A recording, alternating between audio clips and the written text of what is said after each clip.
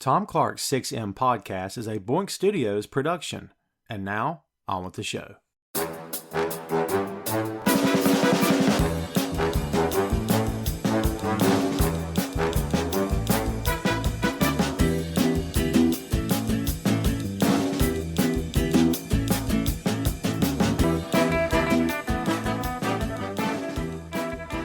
Hey, what is up? Welcome to Tom Clark's 6M podcast. I'm your host, Tom Clark, and in this episode, I'm joined by co-host Phil Lindsey.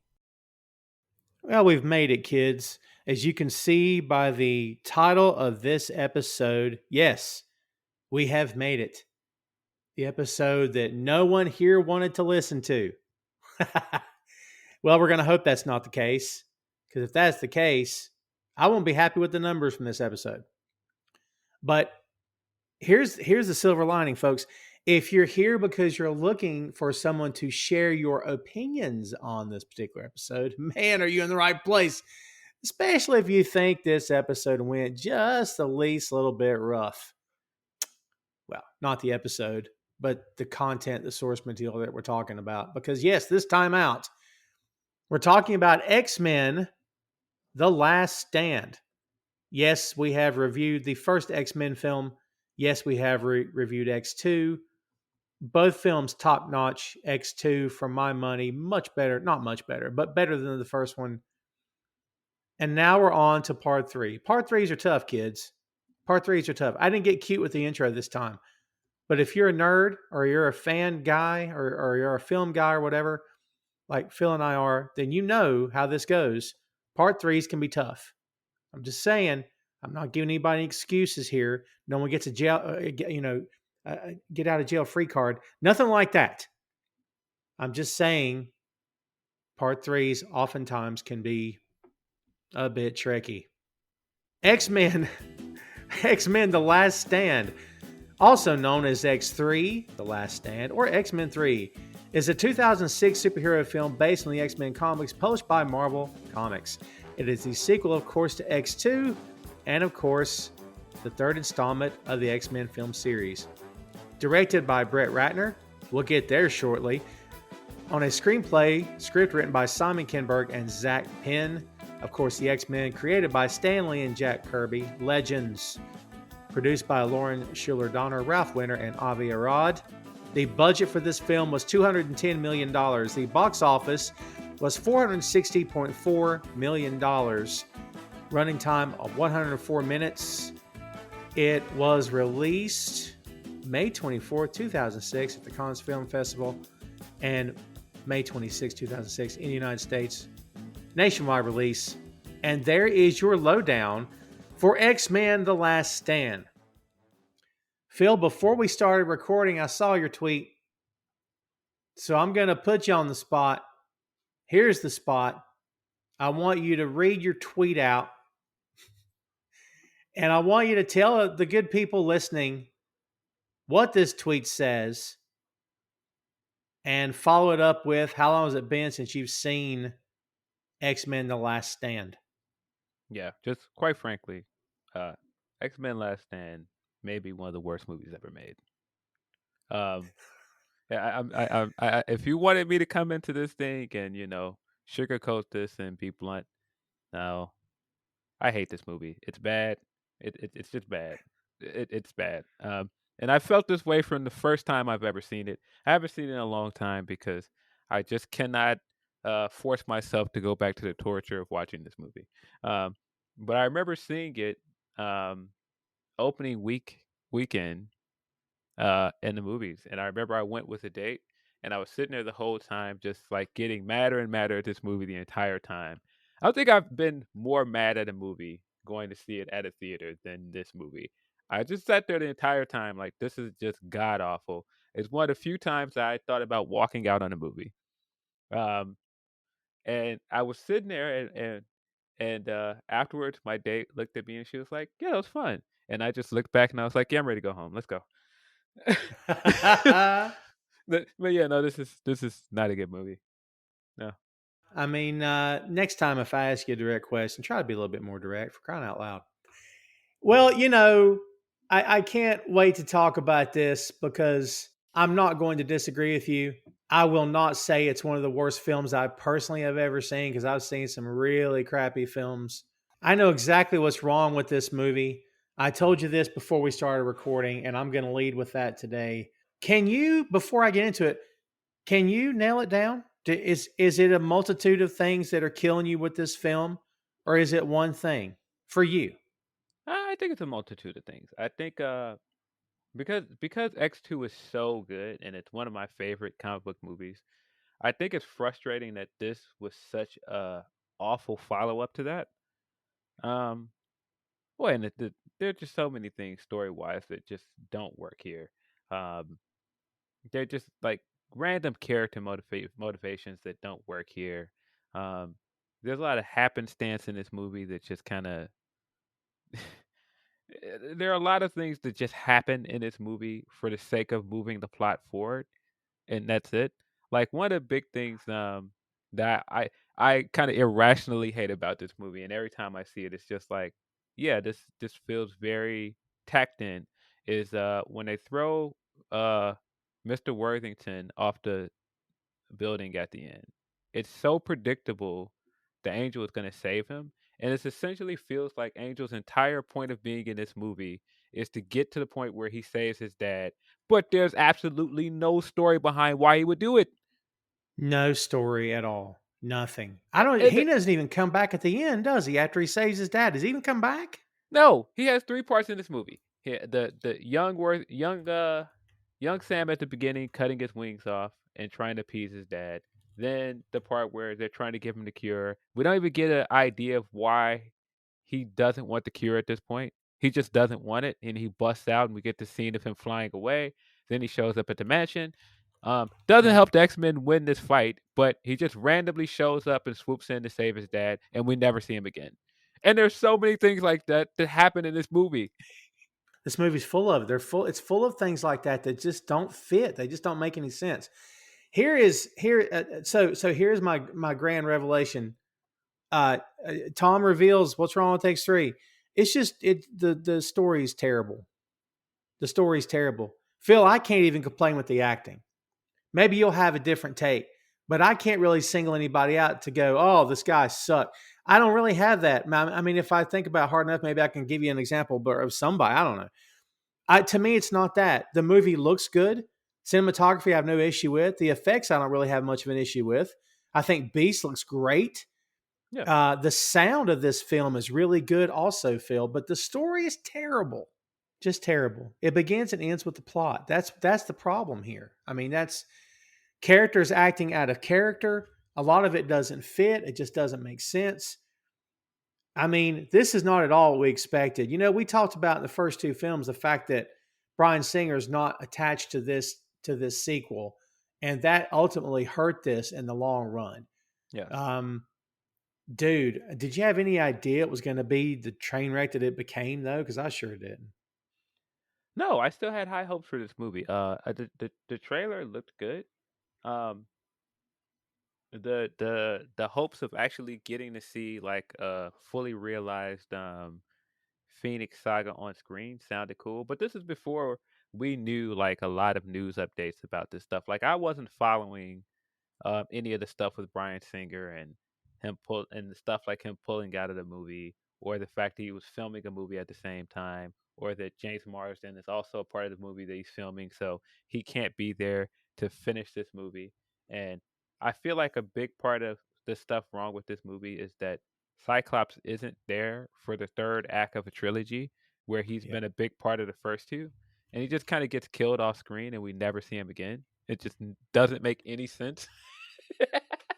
doesn't make any sense. They don't even explain. They just say that she killed him, but we don't know if she did kill him.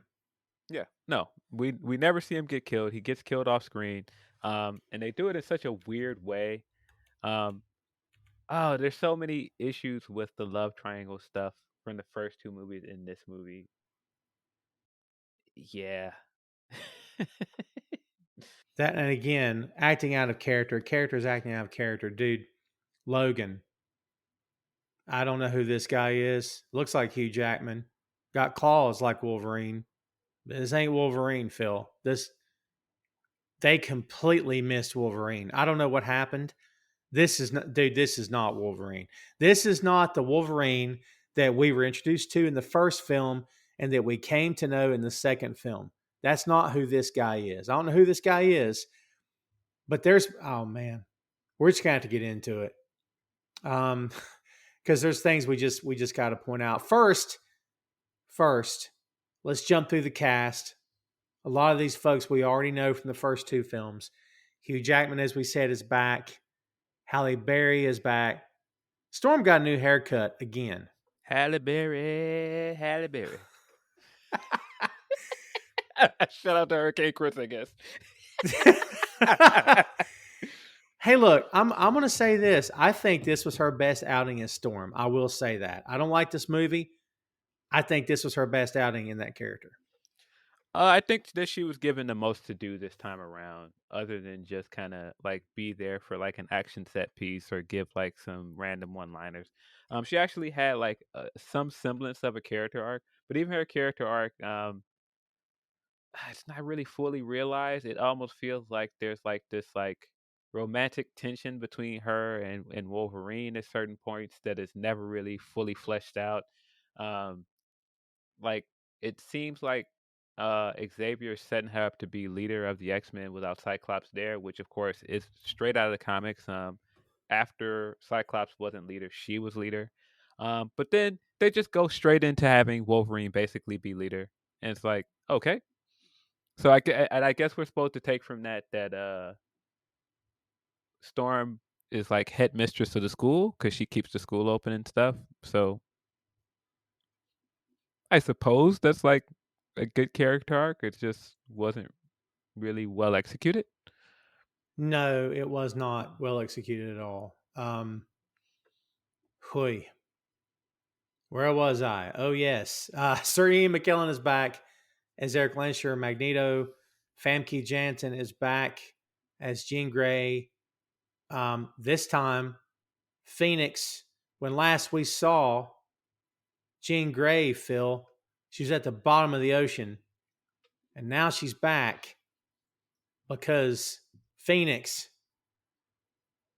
We'll get into that. Anna Paquin is back as Rogue. Kelsey Grammer debuts with the cast as Dr. Hank McCoy, also known as Beast. Effing love this guy. Mm-hmm. Effing love his performance. I truly do. He's a bright spot. Dude, can we just agree, Phil, that Beast is the one bright spot in this movie? I think he is a bright spot. I think there are some other stuff that's kind of bright spots, but Mm-hmm. there's so many characters here that are just so out of character. So like it feels like the actors are trying to carry this movie and trying to make it make sense, and it's just like, eh. Yeah. It just The way they make out like he was an older student and he's come back, but they've never mentioned him. I mean, I guess it's a back door to get the character in. I don't guess it's the end of the world because you could always say that he was there. But like, how long has this school been open, Phil? Have we ever established that? Are we supposed to believe this thing's been sitting here for 30 years or better? Like, what? I don't know. But that's why I'm like, who was the first class of this school? Because Yeah. if it's the initial first class since the original five of Beast, Cyclops, um, Jean, we already know that Sam was not one of them because he's younger than them, and he just shows up to the institute in this movie. And Iceman is younger than the three of them, so he's also not one of the original five. So Mm-hmm. I don't know. Are they saying that Storm's one of the original five now? I I don't know. guess. That's not very clear here. Um, and there was one point in there where I was just kind of like, "What?" When he was like basically um, warming up to the idea of closing the school, and I was like, "But why would Beast do that?" Why would Beast do that? Effing good question. Yeah, and Storm had to be the one that was like, "No, we're keeping the doors open. It still is a safe place for mutants." And then he's happy. He Yes, smiled. I'm like, wait a minute. Why you, what? Yeah. Oh, man. Kids, if you sense the frustration, well, we do too. James Marsden is back as Scott Summers, also known as Cyclops. He's there for 10 minutes. Grand opening. Great closing. Thank you. I was teeing it up for you. Oh, we'll get into that. Rebecca Romaine is back as Raven Darkholme. That's Mystique to you. Naked again. Sean Ash, what's that? Naked again. Naked again. Always More naked naked this time. Even more naked than before. Yes. What was it Magneto said on the way out of the truck? She used to be so beautiful. And it's like, I don't know. She looked fine. I don't know. Pretty hot to me. Can I say hot? Is that, I don't know if I'm allowed. Maybe I should say she's pretty attractive to me. It was interesting seeing her with dark hair in the movie because she's blonde in real life, and so it's just like, okay, what? So yeah, because so they intentionally we'll get into that scene eventually, but so many things about this movie that's just all over the place, man. Oh, I'm choked. Yeah.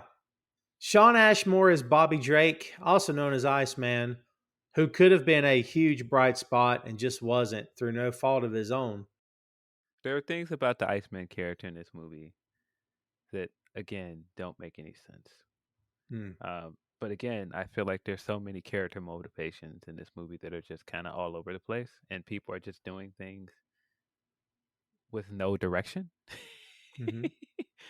One of the things that kind of boggles my mind every time I see this movie is it seems like they're going with this character arc with Iceman, Pyro, and Rogue. And they're kind of like the students that join the X-Men um in the second movie, and you think that they're the kids that by the end of this trilogy are going to graduate up to the main team. Mm-hmm. And Iceman basically does. Pyro makes his decision, joins the Brotherhood. It sets up some nice tension. All of that is very well done from X-Men 1 up to X-Men 2. And then they just kind of throw all that stuff in a blender in this movie. We get like a bit of a showdown between Iceman and Pyro, but I think the biggest disservice they did was the Rogue character. You introduce us to Rogue, and um, the first movie, she didn't feel like she belonged anywhere. Um, Found acceptance at the school. Second movie, we're led to believe she's learning how to control her powers more. We never really see her use her powers in a way that it feels like she's actually training. Oh, good call. And then by the end of the movie, she just decides, I don't want to be a mutant anymore. I've just decided it's just too much of a burden. I don't want to be a mutant anymore. And none of the people around her that like seem to be either mentoring her or her friends seem to do anything about it. None of them have this like moment with her in the movie like, "Hey, it's your decision, but you should accept yourself for who you are." Because isn't that kind of the message that we've been trying to get with her for 3 movies? And then at the end of this movie, it's just like, well, I've decided I just don't want to be a mutant anymore. Now I can touch you, and so everything is great. Happy ending. I don't want to. I don't want to stand out. I don't want to be my own person. I don't want to. Yeah. Yeah. When Wolverine calls her Rogue at one point, she's just like Marie. I was like, what? Where is Rogue in this entire franchise? I feel like this is just such an awful depiction of Rogue, man. Rewind back to the first episode that we did, Phil, where we both said, from the appearance of it, she's your way in. She's the audience's way into this movie. Turns out she wasn't. It was Hugh Jackman. Now the movie ended up being about Rogue, but you're more on Hugh Jackman's shoulder and understand than you are her, because while they handle her just fine in the first film, she's not as, I don't know, maybe she's not as fan favorite that Logan is, or she's not as fleshed out. You feel more, and honestly, Phil, let's be honest. No disrespect to Anna Paquin, but Hugh Jackman is, when he's on camera, he just chews up the scenery. Like, he's intense and you can't not watch him. So like, he kind of stole the first movie for me, I think. But like, this is a great example. Maybe, I don't know, dude, could you compare this to Rey from the other trilogy, the Star Wars trilogy, of a character that's just doesn't quite get to where she could have been? Or do you think it's worse than Rey? No, I think it's worse. Seems like I think I think Yeah, I was there's gonna so say, much yeah. potential here for her, and she never really develops into a fully fleshed out character. Um, and she never like again, if we're following her character arc for 3 movies, what is her character arc? Yeah, I don't know. I mean, the more that she can't touch someone, the more she's. But didn't we establish that as long as she has gloves on, she's fine? It's just, and then somehow in part two, Bobby can control. Like we don't know how. I mean, we never got an explanation for that, did we? How he can control, how he could kiss her without falling over. No, we didn't. And Professor X didn't do a very good job for her, Phil. He never, like you said, what did she learn? Did he help? Did he help her at all? I don't even know if he did. Yeah, hmm. Yeah, they. That's what I'm saying. Like, if there's been like a mentorship here, it doesn't seem like anybody did a very great job of mentoring her, whether that be from Professor Xavier or Wolverine, who was very close to her in the first 2 movies. She Mhm. developed this friendship with Bobby. It doesn't feel like Bobby and her had a really good resolution. It was kind of like they just got to the end, and he was like, "This isn't what I wanted for you." Yeah, but it's what I wanted. Okay. Yeah. Since when? Yeah. Like Since again, when? I get it. It's very difficult to uh, go through life and not be able to touch anyone, or and to feel so isolated. But I don't feel like there was ever any kind of growth with this character. It kind of feels like she stayed in the same place from the first movie, and they kind of gave us a cop out to any of her real like any of the real drama around this character by just going, "Oh, well, we're just gonna take her powers away." Mhm. Okay, that's kind of a solution, but what did we learn? if Nothing. you don't if you don't like something about yourself, just get rid of it. Yeah. If you don't like something, yeah. Yeah. And Phil, there's a whole other commentary here, which we don't have to get into, but I'm bringing it up. Might as well get into it. Hey, kids, Tom Clark here, and did you know the very podcast you're listening to right now is available on boinkstudios.com. B-O-I-N-K, Boink Studios is the home of Tom Clark's Main Event, Tom Clark's 6M podcast, and Two Nations Under Ted, a Ted Lasso podcast. Visit the site today for links to every podcast platform, social media, special announcements, and a lot more. Check out the site and bookmark today, boinkstudios.com. We drew parallels when we reviewed the first X-Men film about, racism in this country, homophobia, this set of people are different. They either do not look the same, their lifestyles are not the same. So Phil, if we're drawing some sort of parallels here, and then suddenly one of these people says, I just don't want to be like this anymore. Like, okay, is that to suggest that, well, I kind of decided I'm not really gay. I don't think I am. Oh, and while I'm at it, I don't think I'm black either. Yeah. I mean, that's me maybe looking too much into it, is it? You think? I don't know.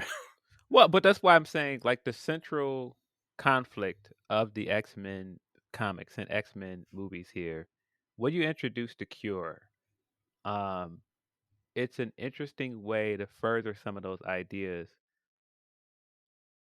But if you're just gonna take Rogue off screen and heal her and never really tell any interesting story other than, oh well, she just didn't want her powers anymore, so she got rid of them. All right, but what does that mean? Is there any consequences to that? Like, at least do something interesting with it. Like, when I think of her trying to get cured before, um, of course, in X Men cartoon, she wouldn't try to do it, and it found out it was all a plot by Apocalypse. Cool. There's actually a story you're telling there, and Right. she actually didn't go through with getting healed. Um, but this, it was just like, oh, well, she went away, got healed, and came back. The end. It was just like, okay, great. Um, yeah, and again, there were just so many things in this movie that are kind of like this, where it was just like, all right, that's a thing that happened. Um, Yeah. it wasn't like gratifying in any way if you've been watching this franchise for since day one. It just kind of felt like something just happened. It's like, all right, that's the way we're gonna end the Rogue storyline. Right, right, of course. It was the same thing with Bobby. Bobby kind of they were just like, oh well, he's been trying to pursue this relationship with Rogue for 2 movies now. All right, well, Kitty shows up and it's like, well, I can be close to Kitty. I'm starting to like Kitty. You kind of form this like love triangle there, and even that's not really fully fleshed out. You just kind of get this idea of, oh, she's jealous that he's hanging out with Kitty now. So her entire decision is, all right, well, I'm just going to get rid of my powers. And Bobby doesn't ever really do anything compelling or interesting. He's just kind of there and along for the ride. Right. So is Kitty in some ways. Like she never really speaks up on behalf of. She never takes a side. I think that's the thing. Like she never takes a side. Bobby never really takes a side. I don't know. There's no real debate here about the cure either, and I think that's one of the big missed opportunities with this thing. Um, there's no real there's no real point where I feel like the pros of the cure are really fleshed out or the cons of it are really fleshed out. It's just kind of like, well, Magneto's like, oh, well, they're just going to try and cure us all. Okay, which that's a fine argument, but that's kind of it. Like, throughout the rest of the movie, there are no strong um arguing points for either side. Right. I mean, I suppose you can say that Magneto's is strong in the sense that it's his same PTSD throughout the entire franchise from being a Holocaust survivor. Um, but again, I feel like even his stance is very flimsy. This is the first time where he does things that are hypocritical, and I feel like they don't even work for his character. You know what I mean? Right. Like the scene with Mystique where she gets cured. She saves him, right? She falls on the ground, and he's just like, "You saved me." And then just walks away and leaves her. And it's like, okay, well, you're not one of us anymore, so I don't care about you anymore. But you also get this idea that he cares very deeply about Charles, and so when he gets killed, he like feels a way about it, but he still just recruits Jean anyway. Right, of course. You had this whole moment with Pyro where you're like, how dare you? He did a lot for mutant kind. And my deepest regret is letting him die before our dream was realized. But at the same time, you're still trying to use Jean as a weapon. And then you get this weird scene at the end where he doesn't have any powers, and she's like out of control, and he's just like, "What have I done? What?" Jeez. It's so bad. It's so bad. He does something else in this movie that is so contradictory like that too, and I was like, "What?" Um, I think one of the worst scenes in this movie, and I can't say it's because of Ian McKellen is his acting is bad. I think it's what they asked him to do is just so Yeah. awful. Yeah. Uh, when he gets cured and he's just like, ah, ah, I'm, I, it's just so dramatic. It's so dramatic and ridiculous. It's like, what is this, man? Like, are you telling me that he thinks that being a human is a fate worse than death? Like, I suppose, but j- again, the execution of it. There's an interesting idea there, but the execution of it is so awful.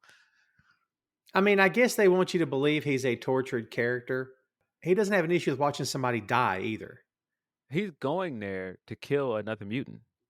Yeah. That's his plan. His plan to get rid of the cure is to kill Leech. His plan is to kill a mutant boy. And that's why I'm like, wait a minute. You walked away from Mystique because you're like, all right, well, you're not with us anymore. You're not one of us. So I don't care about you. But in that same vein, shouldn't you care about Leash because he's one of you? But you also, your plan to get rid of the cure so that nobody can make it again is to just kill Leech. In cold blood, by the way. Not for nothing. A child killed in cold blood. Yeah, that's your plan to just start. Well, we're just gonna break into this place and kill the kid, Yeah. not destroy the facility, not get rid of the cure and liberate this mutant who is basically a victim here too. No, you're just gonna go in and kill him. I don't get it either. It doesn't make any sense to me. I told you I got a list here, man. I can't wait to get to this list because you've already named off a couple of them. So, all right, let me finish this up because then we got to get to it. Aaron Stanford is back as Pyro. Not a dark spot at all. I think he was fine here. I think the character was okay. Patrick Stewart, of course, we know Professor X is back. Elliot Page, who I did not realize was Elliot Page, is Kitty Pryde. Totally blanked on who this actor was until I saw this movie again. Yeah, that's one of the first few things I remember Ellen Page, well, Elliot now in. Mm-hmm. Um, Mm-hmm.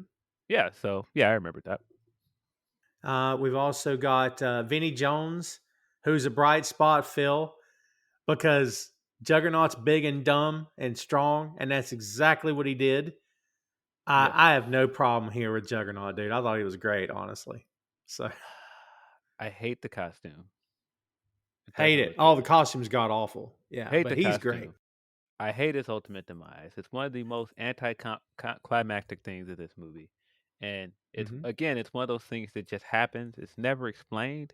Of course, I know why it happened, but it's one of those things where there's no exposition to even explain it. It just happened, and then they just walk away, Mm-hmm. and we never see this character again. Never say it again. Yeah, you're right. Just terrible. Let's see. Daniel Cudmore is back as Colossus. Dude, it was really cool to see him become Colossus and actually help for a change. Yeah, I thought it was nice to see him on screen. The Juggernaut thing was one of those things when I first saw this movie where I had one of those nerdy debates with people. And I remember I was talking to somebody that really liked this movie. And I was like, I Mm. hated the way Juggernaut ended up losing. I hated it. Seeing him lose by just slamming into a wall and falling down was absolutely dumb. And he was like, yeah, but it's not dumb. Leech took his powers away and he slammed into the wall because he didn't have powers. I was like, yeah, but Juggernaut's not a mutant. He was like, what do you mean he's not a mutant? He's not a mutant. In the comics, he's not a mutant. Good call. Yeah, you're right. I was like, that's a pretty like defining character trait for him in the comics is that he's not a mutant. And they were like, oh, well, they probably just changed it that he was a mutant in the movie. And I was like, yeah, but I feel like you miss so much about what makes Juggernaut Juggernaut if you make him a mutant, and then you completely take away his relationship with Xavier and their rivalry. Um, I just feel like you just miss entirely who Juggernaut is without those things. Yeah, there's a lot of things left that just freaking didn't happen. Yeah. And I mean that's been a thing throughout the franchise where someone will be related to somebody who is also on screen, but it's never acknowledged at all. Hmm. um, yeah, what missed opportunities they had with this movie? So many missed opportunities. And he's Professor X's stepbrother. Remember that episode of X Men where the animated series where he kept calling him "Dear Stepbrother"? Yes, That's terrible. clunky. There was Dear clunky dialogue. stepbrother. We like the clunky Yeah, dialogue in that show, but we all look fine back finally on it because nostalgia. yeah. Covered in Boy. scorpions. Oh no. uh, oh, by the way, so we also got, and I'm anxious to see what you think here. There's a lot of other people here, dude, but we've got, all right, so we named Leech. That's Cameron Bright, who portrays Leech. Had a pretty good career since then. We've got Melancon, I think is how I pronounce it correctly, as Psylocke. We get Arclight here, Omara Mota as Arclight, Ken Leung as Kid Omega. Ken Leung we know from Rush Hour, right? Yes, he was saying in Rush Hour. I knew I recognized him. He was in something else, wasn't he? In was he in Sopranos as well? Maybe he was in Star Wars: The Force Awakens. Hmm. I Yeah. think he was in. I think he was in Sopranos. I think when Junior ended up going to that jail he was in, like a minimum security jail. I think he was one of the guys that was in the jail. Ah, makes sense. I could be misplacing that actor, but I think that that's the same actor. We've also got Olivia Williams as Maria McTaggart, Dr. Maria McTaggart. Cool to see her Moira. here. Didn't have a whole lot to do. Yeah, didn't have a lot to do. Shauna Kane and Kia Wong are back as Siren and Jubilee in cameo roles. Let's see. You could hear the sergeant when the Brotherhood's assaulting Alcatraz. You know that's Arlie Emery because it sounds like It's so bad. it's It's yeah. so bad. Like who's? Like, I love the guy, but like whose idea was it to put him in there just for the fun of it, like and he's Full just Metal like Jacket talking. style? He's just talking about get your plastic, no metal. It's just Yeah. so hokey, so bad. Great to hear his voice, but it was just like, oh, what? It doesn't fit. I love him too. It just doesn't fit. Avalanche and Vanisher appear, but we don't know who played them. That's interesting. Let's We, see. we got Callisto as well, didn't we? We did Played get by Callisto. the Brazilian woman. I can't remember her name at the minute. It's like Denaya Ramirez or something like that. Who's also in Sopranos. Yeah, you're right. Yes, Denai Ramirez. Yes, Callisto. Um, which that was one of my other big problems. Again, nerd problem. You use the Morlocks for this movie, right? Because Callisto is a Morlock. Mm-hmm. She's the leader of the Morlocks. Leech is a Morlock.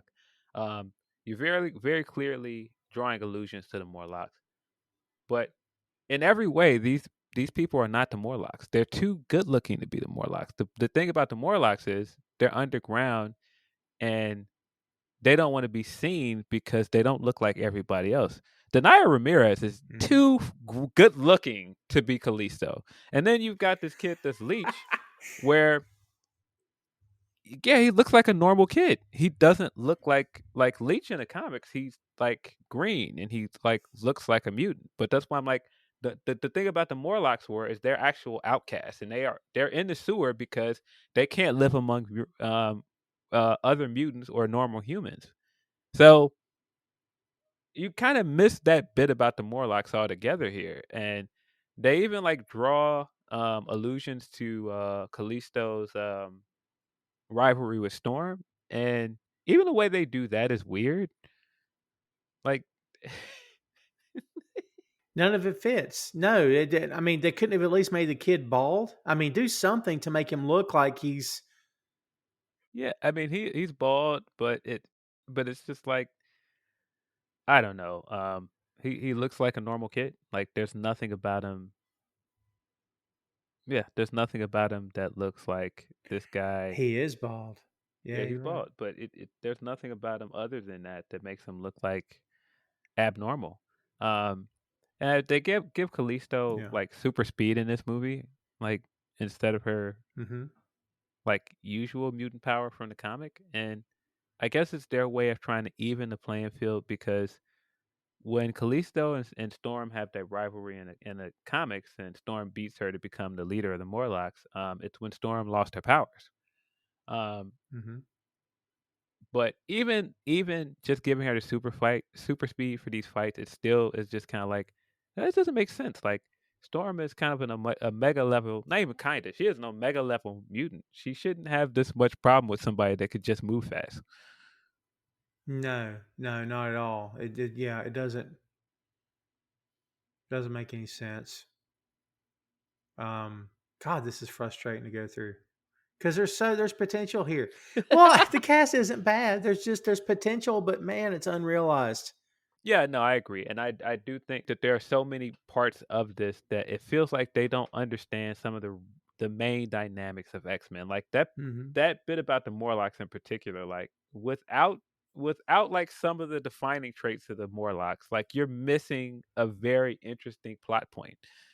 Um, because there is something interesting to the idea that Magneto would go and recruit the Morlocks because they would fear the Cure more than anything because they're hiding underground and they're outcasts. But we don't get any of that. Like we don't get any of that tension or why they would like even have tension with the X-Men Hmm. or why they would feel like joining the Brotherhood. Like we don't get any of that. And I'll tell you something else about all these people. Way too much. Tom Clark 6M podcast is sponsored in part by Radius Law Group. Every day, Radius helps individuals, families, small businesses, and nonprofit organizations throughout North Carolina, Florida, and Pennsylvania resolve their legal issues by providing effective legal counsel in the areas of estate planning, as well as elder law and Medicaid. Radius Law holds the radical belief that working with a lawyer can indeed be enjoyable. So give them a call at 1-800-519-5667 for more information and tell them that Tom Clark 6M podcast sent you. There's way too much here. You can't listen, even if this were a good film, and it's not, you can't do justice to these characters because you shove too many mutants in the same film. There's no time for a backstory of any kind. Yeah, no, no. I believe actually I'm wrong. I believe I said Denai is Brazilian. I think she's Dominican. She is But Dominican. You're right. just in case somebody heard this and was like, Brazilian woman. Sorry, Dominican. Sorry. We have not mentioned Angel yet. Ben Foster's here as Warren Worthington III, who, by the way, Phil, talk about a character when he got a makeover thanks to Apocalypse, right? Dude, the blue and red Angel, I love that aesthetic, that design. He looks fantastic. Like here, we just get plain old blonde hair Angel with the white wings. What did you think about him here? Yeah, I agree. I think that's one of the best rebrands in the '90s. With the metal wings, he just Mm-hmm. looks so cool. Um, he doesn't really have a character here. Like No. again, like he just kind of shows up to be a part of this coincidental storyline that um, the Worthingtons are the ones that are trying to develop the cure, but we don't really get any story arc from him. Like we don't get any. I guess what we're supposed to take away from this is that um how do I put this? I guess we're supposed to take away from this that his father tried to change him his entire life, but he eventually came around and realized this is still my father and I forgive him. But it's never really stated in an interesting way. There's never any real interesting conflict there. It's all kind of like Mm-hmm. assumed. Yeah. Yeah. Jeez. Oy. Two more people to mention here. Eric Dane as Madrox, who's one of my favorite characters. I really love that character, is here. And Bill Duke as Trask. And we're never told it's Boulevard Trask. We're just told it's Trask. I guess we're just supposed to assume this is Boulevard Trask. Trask. I don't know. So there's your cast, kids. Thank you. Good night. Ooh, all right. So cast aside, Phil, as we said, the only other thing that's really going wrong here is the entire story. The script is not good. The script writers are good. They're talented. They've done this before, but man, this is weak. It really truly feels to me like they crammed way too much stuff in here, and the dialogue is. Let's talk about some. Listen, I got some one-liners written down. You'll appreciate them. First of all, feel the tone of this before I get to the one-liners. The tone of the tone. The reason that the first X-Men worked is the tone. And you and I said here before, comic books are for kids. Okay. And this desire to take a comic book and turn it into a bloody, shoot 'em all action movie doesn't make sense. It's a kid's book. Okay. However, the first film was borderline violent enough, but not over the line. It portrayed the characters the way they could be portrayed for the big screen and make sense. Wolverine came off fantastic. A lot of the characters came off really well done. And it felt, for lack of a better word, Phil, it felt like real people. a real world. X-Men 2, not too far off, in my opinion. This bears little to no resemblance to any real people. None of these characters would ever sound this way unless it's in a comic book written in the 80s. And not that that's a bad thing, but it's a different audience. Do you know what I mean? The tone of this movie just doesn't feel like they're taking. I'm getting ready to say, Phil, they're not taking it seriously. You know what I mean by that, right? I don't mean they should necessarily, but it feels like they're not taking their own story seriously. Does that make sense? Yeah, I do think that tonally the third movie is kind of all over the place, and it is drastically different than the first two movies. This movie definitely feels much more fantastical. It's not as grounded in reality, as grounded as you can get in a superhero movie. Um, but I mean, yeah, there's stuff like superpowers and like comic science in both the first two movies, but I still feel like the main conflicts work so well because they're grounded in real life issues, and I feel like you don't get as much of that this time around, and I think that's again, I think that's one of the big missed opportunities with the Cure storyline is that we don't get enough of the debate for why it's a good thing or why it's a bad thing. Because I do think there's a interesting way to cover stuff like why someone like Rogue would want the cure and why she's not necessarily wrong for wanting it. But I don't think that it's executed well. And I think the same thing could be said about why the cure is bad. Because it kind of feels like both the Brotherhood and the X-Men are against the cure. But we don't really get a good idea of why either side is against the cure. And if both sides are against the cure, why are they fighting each other? Yeah. Right. Yeah, and I guess the best way to put it is like the X-Men are against the cure, but they're kind of like, all right, it's still people's choice if they want to take it. Um, but the Brotherhood is kind of like, all right, let's just get rid of it altogether. And in order to do that, let's kill a small child. In cold blood. Let's don't forget that bit. That's important. All right, I got to get to the one-liners because this is great. I can't wait. By the way, we finally get the Danger Room. They wanted it for the first two films, and because of the budget, they couldn't do it. We got the Danger Room. Are you okay with the Danger Room? What'd you think? I wasn't a big fan of how they used it here. That scene is kind of Yeah. weird too. The scene of come on, Wolverine, we work together. And I'm like, but isn't he working together with Colossus? It's not like he ran in there on his own. He told Colossus to throw him. Yeah. Good point. It's a classic X-Men teamwork move, the Fastball fastball special. special. And that's the first time we saw the fastball special on screen in anything. He uses it twice in this movie. Um, but I understand why it was essentially built as, all right, we work together here, but they are working together.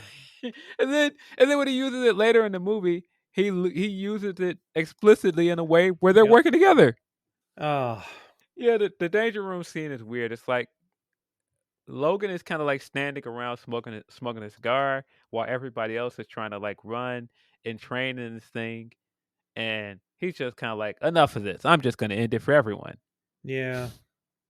And like he's not in danger at all. Like he doesn't Yeah, care. he's just kind of Like standing around. everything looks very Yeah, real. Yeah, he's just what? Yeah, he's just yeah, kind of standing around while other things that are blowing up, and he's just like smoking a cigar. Like, hey, what are you going to do about this, huh? yeah. This movie, man. Doesn't none. Yeah, it's like we finally get the Danger Room, Phil, and then it doesn't work. Not only does it not work, the acting is. I'm gonna say the acting is off, but I don't mean that they necessarily did anything wrong. It's just what they had to do. Like you said earlier, is the problem. That's what the problem Yeah, is. yeah. The material in that scene is not good. No. And we get like a Sentinel for the first time in a movie as well. Mm-hmm. It's downplayed. And it's kind of like not ever explained that it's a Sentinel. We're supposed to get that Easter egg as fans. Mm-hmm. Um, yeah, yeah. Was Yeah, it another missed opportunity. doesn't fit. How about when Logan tells Storm, "Don't get your panties in a bunch." Dude, I know it's 2023 as we record this, and I know it's a different time.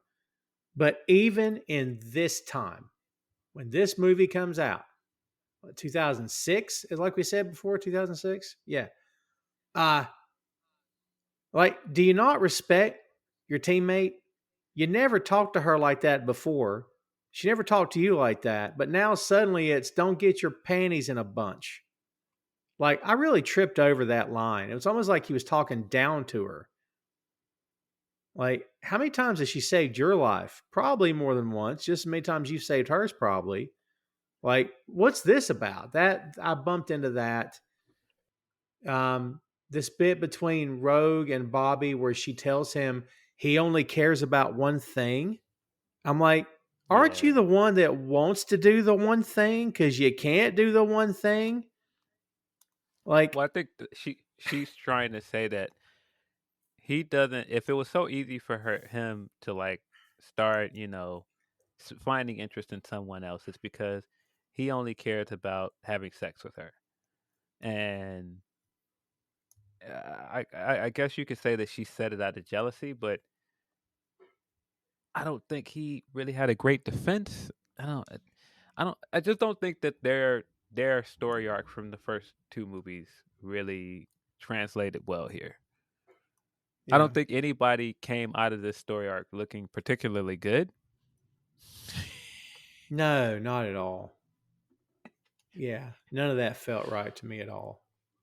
It just No, felt like she it was just attacking for no good reason to me. That's how I heard it. it felt very contrived. It felt like we need a love interest to add to this and make it a love triangle. So let's just throw Kitty in there and let's just make it seem like he's interested in Kitty. Like even in the funeral scene where he's sitting next to Rogue and then he like starts holding hands with Kitty out of nowhere, it was just like, okay, Yeah. I guess we're supposed to believe Bobby wants to comfort them both. But the other thing about Bobby in the comics is kind of like a ladies' man, and Hmm. so I could see if they played this up where he was just kind of being a jerk, or you know, he wasn't as vanilla, and he just actually like was like kind of a jerk to Rogue, and he was trying to play both sides. I would get it, but they never really give us any inkling of that. Hmm. Yeah, it's not working. What about when Logan sees Beast for the first time and says, "Who's the furball?" I got a better idea. Who's this guy? Hey, who's this? But like, I guess Phil, they're trying so desperately to connect this to the books. But like, I'm not thinking of Logan here as the Logan as written by Chris Claremont in the books. I'm thinking of Logan as produced and written for the big screen.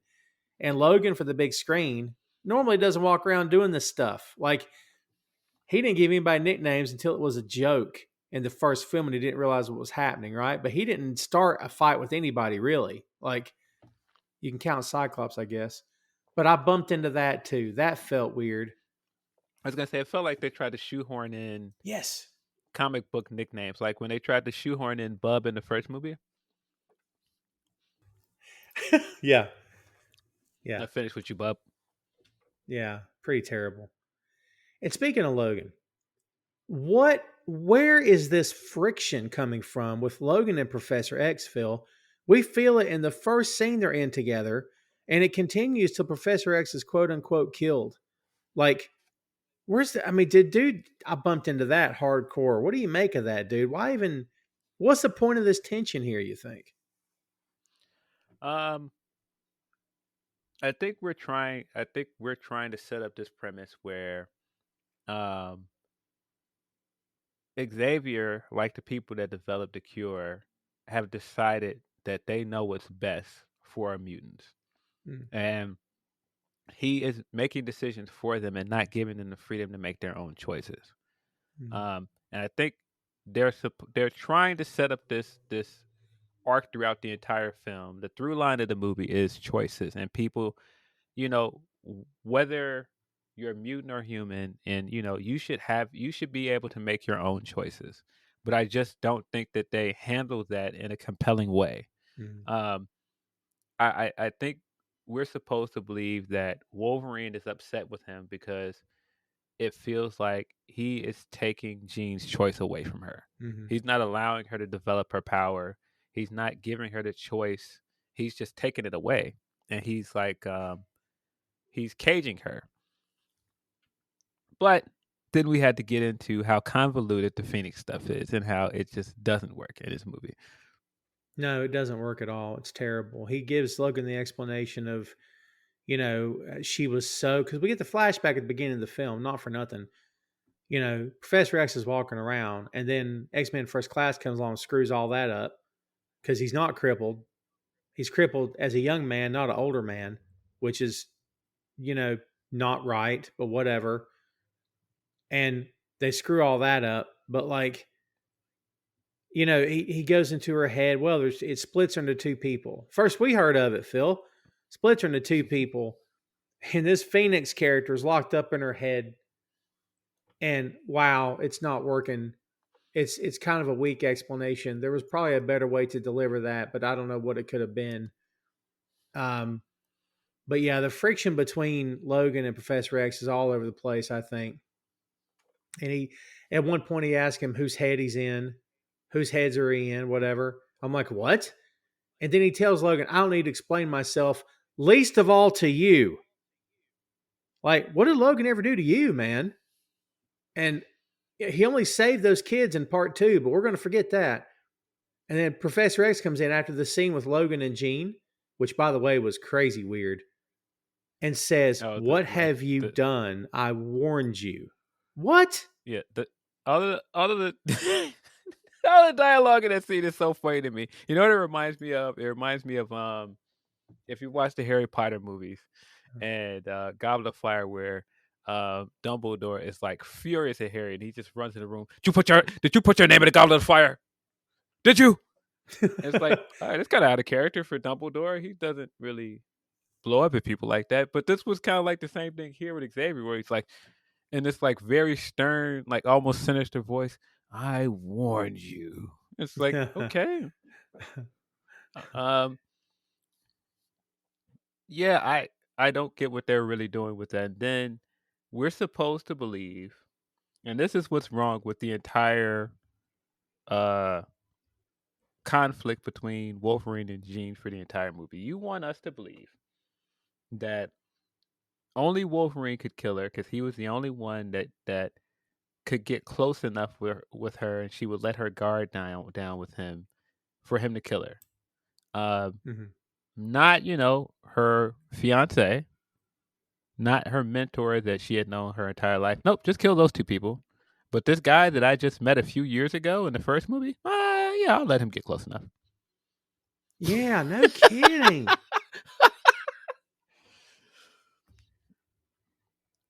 I mean, yeah. Well, yeah, because yeah, makes no sense. And like he watches this man who, by the way, is crippled. He watches this crippled man who they've been friends for years, who has probably saved his life before, by the way, and would do so again if the tables were turned and she had Magneto in her clutches. Professor X wouldn't hesitate but to save him. But yet he just watches him die. And I love that Logan at least points it out later. Thank goodness someone pointed it out. Because you have that scene at the house when things go south. And by the way, Storm comes in like a like a helicopter, like a human helicopter. What was that? When she spins in a circle like a human tornado. All right, whatever. But it all goes south. And by the way, Phil, we got to mention too that he tells Juggernaut no one comes in. And then when Juggernaut goes after Logan, what's he do? He throws Logan into the window, into the house. Yeah. Oh, yeah. That. Oh man, if you get into the scenes at the house where she kills Xavier, and all of this stuff is happening while she's slowly lifting him out of his chair and slowly disintegrating him, um, and you've got in the meantime Juggernaut like throwing him around, and Callisto is like beating Storm up, like running around and like slamming her into tables and stuff. all the while the entire house is being lifted up and like ripped into pieces. But while this is happening, these two are in individual fights. It's so like clunky and weird. Um, Yeah. the depiction of Phoenix's powers is also just it just doesn't work. It doesn't work. We go from like this cool flaming bird that we saw a glimpse of and at the end of X2. We never see that in this movie at all. We Mhm. never see any flaming powers at all in this movie. Um, she just kind of lifts things up and disintegrates them. Yeah. Move stuff around. Yeah, and even like the way she's disintegrating things, it doesn't look good, man. Like it doesn't look visually pleasing. Um, I mean, at the end of the movie when she's in the fight with Wolverine, which you could loosely call a fight. Um, um, in the main fight in the third act, she Mhm. stands around Mhm. for the entire thing, does nothing, and just kind of stands there, doesn't say a word, just stands there with like this like menacing look on her face until it's finally her time to start tearing this entire building apart and killing everybody. And then like she's instantly disintegrating all of these guards and all these guys. But with Wolverine, he's like walking up slowly. Bits and pieces of him are like slowly disintegrating off. He never just instantly disintegrates. He's just like walking up like that hurts, that hurts. But I'm close enough to give you this one line for you to go save me, and that's it. That's the end of the movie. Yeah, and also like I said, he gives the line, "I'm doing this for you," but again, that doesn't work because she based off of what we know from the three movies, I don't see where they're close enough for that to work. Um, I can see if that was Scott, because she had already chosen Scott in the first movie. In the second movie, she already made a point that she chose Scott. So why then in the third movie is it just, oh, well, only I can save her? Why? Because James Marsden has other things to do. Yes. Okay. I don't know, man. I think it was weird to tell us that they're fighting this omnipotent being, and the answer is for Wolverine to walk up slowly on it and stab it. Mhm. Yeah. That's it. That's how you beat it. And those claws killed her, supposedly. One stab. That's all it took. Like we've seen her kill one of the most powerful mutants in existence. He couldn't do anything. He couldn't do anything to stop her. But Wolverine, nope. I'm just gonna walk up slowly and stab her. No, that doesn't make sense. That makes sense at all. Hard to fight those claws, Phil. They're really pointy, Phil. Pointy claws, Phil. I think he kind of waves away all the picks at the beginning of this. He's like, nah, I'm gonna go ISO on this, guys. I got this. Total ISO ball here, man. I don't need you, Omega level mutant Storm that could like use your powers to like distract her while I run up and stab her. I don't need Iceman. I don't need Colossus. I don't need any of you guys. I'm just gonna quarterback this thing on my own. I'm just gonna walk up slowly and get close enough to say the line and stab her. That's it. That's how we beat this. That's how we beat this overpowered threat that we set up the entire movie. And Storm makes a point to tell him before they go to the third act that she hopes that he can do what he has to do. Basically tells him, you know, you're going to have to kill this chick, right? Basically tells him that, dude. Yes. And I don't have any problems with that. But again, the way Jean is beaten in the comics and even in the depiction of it in the 90s cartoon is they had to work together to beat her because she was that strong. Um, Mm-hmm. but no, he just essentially beats her by himself. Mm-hmm. It doesn't really work the way they do it. It doesn't work. And like I said, it's not a great depiction of her powers either. It just kind of feels like she's kind of like this walking natural disaster. None of it feels controlled. Like eh, it's just not good. It's just I think that Phoenix is such a much better character. Even if I don't like the explanation they use for the Phoenix, I still would have been fine with that if she came off as a better character here. And we don't really get any of that. She just kind of is like goes to these like weird mood swings. Like she has no character motivation. Like one of the things that always drives me nuts is she like has this like big tantrum and kills Xavier. And then afterwards, Magneto's just like, "Come with me," and she just goes. Why?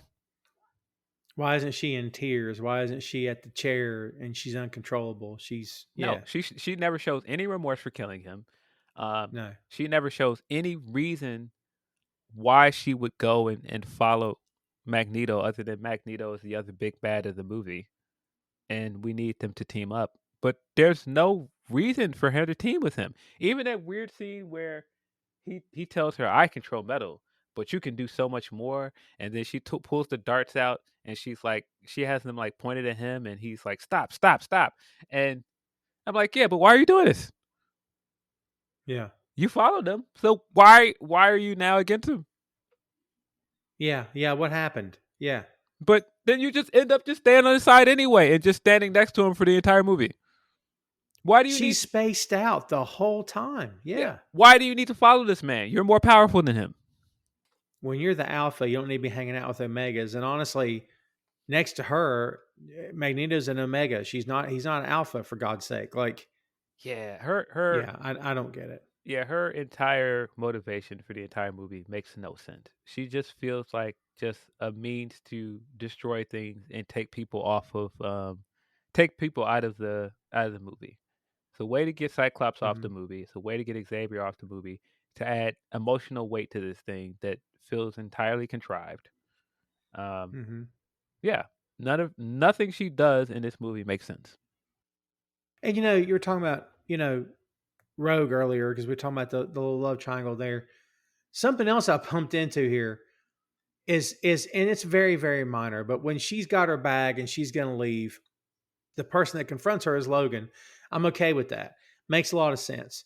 But the line that is waiting to be taken, it's low hanging fruit, is for him to look at her and go, "Are you running again?"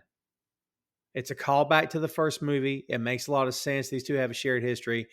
And not only does he not say it, he just turns around and lets her leave. Yes, And I'm like, what? yes. Doesn't even try to tell her, you understand that if you do this, you'll have no protection if they come after you. They'll think that you're still a mutant. They'll kill you. You won't be able to defend yourself. How about this? Nobody ever says you don't know what that cure does. You don't know if it'll fix your mutation. You don't know if it'll kill you. You don't know if it'll have adverse effects on you. Like I said, there's never any like proper argument against her doing it. Yeah, It's kind of just like, oh well, never. if you want to do it, well, see you later. Yeah. Yeah, that's a great point. They never, not one time, dude. You can't see an ad for medicine on TV without there being 100 side effects. Talk to your doctor and ask him. But for this, like you said, just take it. It'll be fine. Just get rid of it. It'll be all right. Yeah. Okay. Sure. And dude, I'm going to circle back to the line you gave because it's great. Magneto says, Charles Xavier did more for mutants than you'll ever know. My single biggest regret is that he had to die for a dream.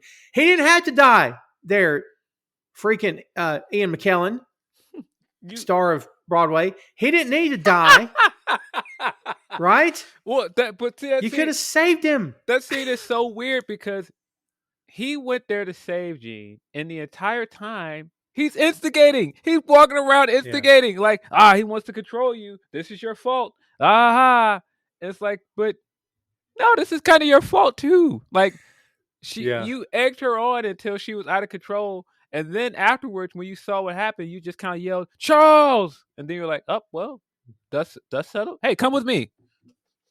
What? yeah.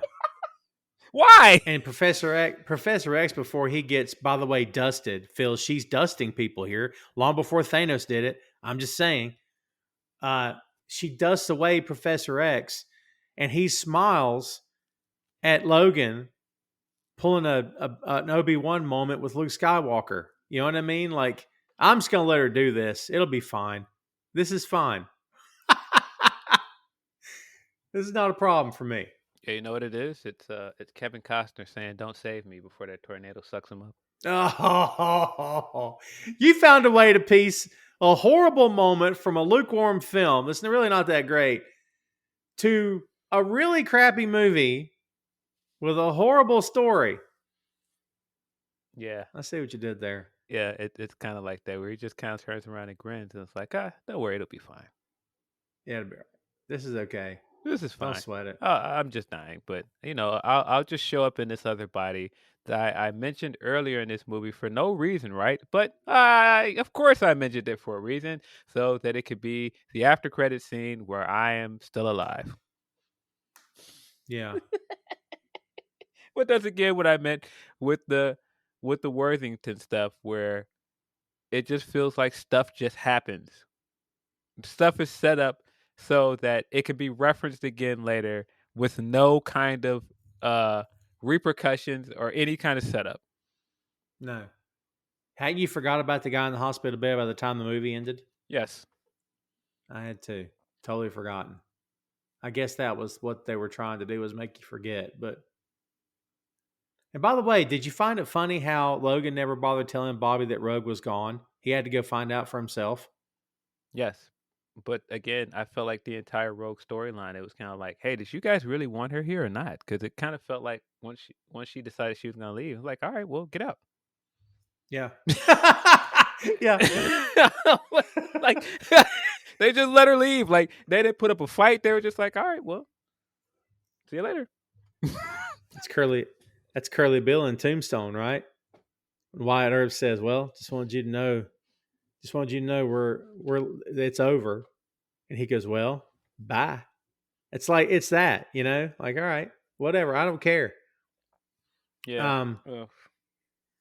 what did you think about the bridge scene, by the way? The bridge where he rips it up from the metal and turns it to go to Alcatraz. We insist on making Alcatraz a thing in movies. And that place has been closed for 50, 60 years now, whatever the number is. Like, but we're still going back to it. Um, What'd you think about that scene aesthetically? What'd you think about the effects there? I think it was supposed to look cool, but it didn't. I thought it looked very hokey and kind of silly. Him lifting Mhm. the entire uh the entire bridge in San Francisco and moving it over there. Um I guess we're supposed to see it as this like huge, incredible feat from Magneto, like this great like feat of power, but it just kind of felt like, all right, well, you can fly. You can fly. None of the rest of them could, right? But couldn't they got like a boat? It just felt like, I don't know. It just felt like the rest of this movie was wholly unnecessary. You know what also felt wholly unnecessary? Throwing flaming cars. Throwing flaming cars just to be doing it. Let me lift up the car that is gonna do damage if I throw it anyway. But let me lift it up in the air and have pyro burn it from the bottom, which I'm pretty sure would cause it to explode before you threw it. But Uh-huh. let's throw flaming cars. And yeah, like the other side, it's like, are you okay? I'm fine. They just threw a car. Now, if they lit that car on fire, we might not would have made it, but I think we're going to be okay. Yes. Yeah. Yeah. Don't look now, but they're throwing wait, the car's on fire? Oh no, we've had it now. But see, I think that scene was supposed to set up the premise that Magneto and Pyro are working together. So we have to work together and be a team to beat them. Right. Why didn't they set some cars on fire and hurl them back? Yeah, you know what you got to do, Colossus. You gotta set Logan on fire before you throw him. It's very effective, Peter. Oh my Very god. effective. Yeah, I did like Yeah. him doing the fastball special as a distraction, not a way to beat Magneto. And so when he did it, Magneto immediately just like threw him down to the ground and was like, "You never learn." He was like, actually, I kind of did." Mm-hmm. But then we get the weird scene of him getting stabbed with the needles and him going, "I, ah, ah, ah." Oh. And then he tells Gene, this is what they want for all of us. They'll do it to everybody or whatever. And that is enough to get her to start freaking out and killing everybody. Yeah. Hey, look, let's don't bypass the moment where Colossus puts his hand on Rogue's head and turns her head metal. Oh yeah, during the training simulation. Yeah, those. Again, when in any of this No, no, no, franchise, no, no. He does it in the He does it in the third act to protect her. Wasn't that in the war room? Because Rogue wasn't there. Remember, Oh, well, Rogue maybe wouldn't it got was cured. too. Yeah, that was in the war room, I All think. right, all right, to Kitty. She did it to Kitty. My bad. He does it to Kitty in the third act here. Yeah, he does it to Kitty because when he does it, I'm like, what? So he can transfer his power. I didn't know he had that ability. Listen, to be fair, a lot of stuff happens in the third act, Phil. It's really hard to know what's going on here. Yeah, you've got Beast like flipping and rolling around, punching people and giving bad lines. You've got Callisto and uh Storm being in this fight where Storm beats her by pinning her to a gate and frying her with lightning, and we have to see her piercing, glowing. Well, we've got that So bad scene where the Morlocks are inside the building and they've decided they're going to kill the doctor who created the cure and Mr. Worthington, and so they're going to throw him off the building. But the other lady, he's just like, "Oh no, don't worry, everything's going to be fine. Let me get close and hug you so that I can free my quills and kill you." right, And then he just kind of looks around and walks away. So many things that happen in this movie that just happened, man. yeah, God, it was terrible. Just god awful movie, man. That I think by the third act I was just completely done with this movie, man. It's a steaming pile is what this movie is. It's really not good. And I won't back down. I'll give again from the way it's shot. Cinematography is good. The sound is good. Um, Wolverine's hair is atrocious. I don't know what happened here, but like it's pretty freaking bad. I thought version 2 in the second movie was much better. I don't know what they did here. Um Um, yeah, I mean there's good things like him running through that forest and like fighting guys was cool, and him like taking guys down one by one in that forest was cool, but it was just kind of like nameless henchman guy throwing like the yeah, the, the bone spikes at him. Who I assume to be Marrow, because again that would tie it back to the Morlocks. Um, Yeah, I think we get like a version of Omega Red in that scene too. yeah, I think you're right. Yeah. But yeah, I think that like him running around that forest and even that like him tracking them down to the forest and he's like, "I'm not leaving without her." He's like, "Yes, you will," and then proceeds to throw him into a tree, and that's the end of the scene. Oh, this is so bad. Um, yes, you will. Um, yeah, no, there's just so many things in this movie that just don't work, man. Um, Bobby going to confront um, people at the site for the cure, and he sees Pyro there, and they get into that like argument, and then he walks away, and then Pyro burns down the building, and Bobby, who has ice powers that could stop this, like did nothing. He just left. Sure. He didn't put out the fire. I mean, at that point, why not? You watch Pyro start this fire, and then that was it. The next thing we know, we're hearing about the attack on the news. Yeah, this is pretty effing terrible. If you really go scene by scene, you'll be very upset, kids. I promise you that. Very upset. They wish to cure us. Oh man, yeah, I think some of the lines here are really bad too. I think the actors and actresses try to do the best that they can with the material they're giving, but you could tell that this movie was a complete and utter rush job the way it was put together. It felt very much like uh, the first two movies were very successful. We have to get a movie out quick and capitalize on that. And if Days of Future Past and First Class really showed us anything, maybe they should have just waited for Bryan Singer, and this movie wouldn't have been the big disaster that it turned out to be. And you're right about the scene with Rogue and Colossus, by the way. That was in the Danger Room scene. For some reason, in my head, I had it in the third act. Hmm. You're Yeah, right. Totally right. yeah. So yeah, I don't know. And I mean, don't get me wrong. Sure seems like working with Bryan Singer is a complete other can of worms. But maybe, just maybe, this movie wouldn't have turned out to be the disaster that it was if you just waited for him to finish Superman Returns.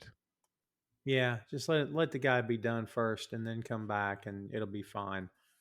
Yeah, wasn't there like some weird like stuff with Brett Ratner in this movie as well? I think so. Wasn't there like some Me Too stuff with him and somebody in this movie? I think maybe I'm wrong, but I think that there was like a complaint about something he did on set. Um, Maybe it wasn't Me Too, but I think it was something that he later got called out for. Elliot Page and Anna Paquin both. There you go. Yeah. Yeah. Jeez. Yeah, not a great job here. Yeah, I mean, we also got you know stuff that came out about Bryan Singer later. Uh, Again, I don't want to defend either of these guys, but if it just came down to letting Bryan Singer complete his vision of the trilogy, maybe you should have just went ahead and did that. Yeah, just let him wrap it up because it was a nightmare, this movie. I got other notes, but I don't see the need to go through them. I just don't see the need. Yeah, I don't. It like I said, it's a mess. I mean, I'll go through a couple here just for the sake of getting it out there. I honestly didn't hate. I didn't hate a lot of Beast stuff in the third act. I enjoyed seeing him bouncing around. I didn't care for the one-liners either, but it was cool to see him in action instead of just standing around in a suit, which he looked great doing that too. But that was all. That was fine with me. I didn't bump into that at all. The way that the Phoenix is portrayed, she kind of looks like a zombie at some points, like she's possessed. Her face blackens. I thought that was pretty sweet. I actually really like that. The aesthetic of it's nice. Whether or not it fits who Phoenix is another story, but I thought it looked pretty good. Uh, Rogue showing back up, like we said earlier, her powers, she's got cured or whatever. Was like, hey man, we really could have used your help back there. I mean, I think I would have been one of the people to say that to her, but I guess that doesn't matter. But we just all forgot about she could have really helped us in that big fight at the bridge, for God's sake, when they're throwing flaming cars. Yeah, would have been nice if we had like Nightcrawler as well, who we didn't see again. Yeah. Alan Cumming can't wear the makeup. He didn't like it. He hated it. He said, I'll never do it again. Oh, okay. Yeah. But I mean, at least he had clothes on. Poor Rebecca Romaine laying around butt naked the whole time. Yeah, and then she like comes back and betrays Magneto later as a human. Uh-huh. We don't really get an idea of why she did that. It's just kind of like, oh, she was angry because he left her. So that means she just sold out him and all of the Brotherhood, who she was like trying to help for 2 movies. Yeah. Jeez. Yeah, and then we get to the hideout and we find out like all of those little dots they see on the screen is just multiple men. It is. Yep. How about the Beast? Talk about shoehorning a line in when Beast said, "Oh my stars and garters," Yes, which is when a he saw trademark the bridge. was a trademark Beast catchphrase from the comics. Again, where they were trying to Uh-huh. throw one in here. And it did not fit at all It didn't sound good. with the. No, it was pretty effing terrible. And no one turned around, looked at him, and said, "What?" Like, yeah. There's a couple of not all the dialogue's that terrible. When Pyro and Iceman are getting into it, and Pyro says, "Maybe you should go back to school," and Iceman says, "You never should have left." Yeah. That was good. Yeah, I think a lot of things that didn't feel fully realized. Like I would have liked for their fight to have been better than just that one stare down where they had like the tug of war with their powers and then he just kind of comes up and headbutts them. I was like, oh, kind of been nice if we saw Iceman actually cut loose in this fight because we haven't seen that. Oh man, I bumped into weird stuff too here, Phil. By the way, like the scene where Peter's walking down the hallway of the mansion with the old style box TV under one arm, and he's carrying it like it's no problem, but he's in human form. Phil, I got a Yes. problem with that. Yeah, that whole scene was weird too. He's just like walking around with this TV in one arm. He's like, yeah, she took off.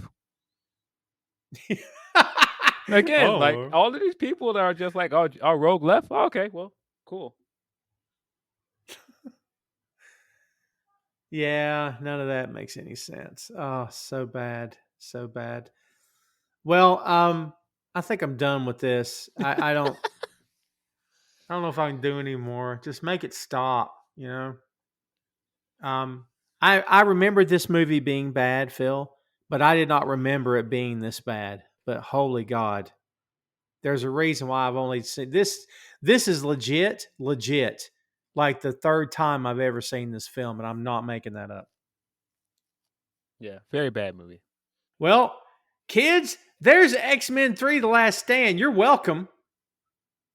Uh, if any of y'all are still with us, I don't know why, but thanks for tagging along because I threatened and warned everyone here this was coming, Um, and I delivered. We delivered. So it reminds me of uh, I don't know if you remember when a few years ago when Ringo was telling people he's not gonna open any more fan mail.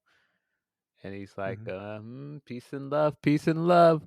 This is Ringo Starr, and I'm telling you right now, I appreciate your fan mail, but please do not send me any more because it will go in the bin.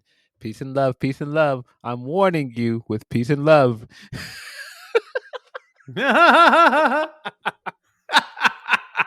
I love you, but I'm not going to answer anymore. It's too Yeah. much. Listen, it's been decades of this stuff. Like, listen, I cannot do it anymore. It will go in the bin.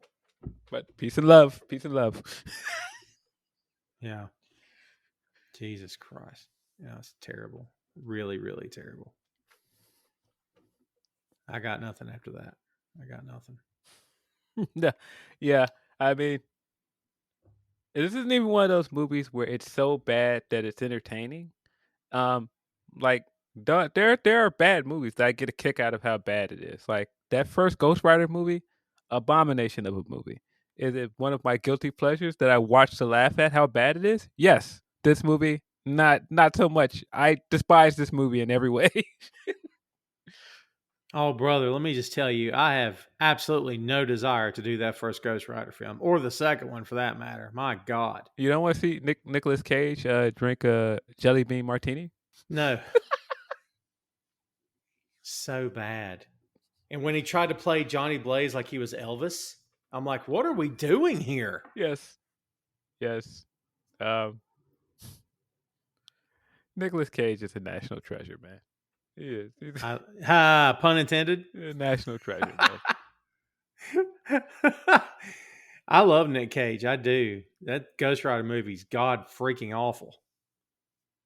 Yes.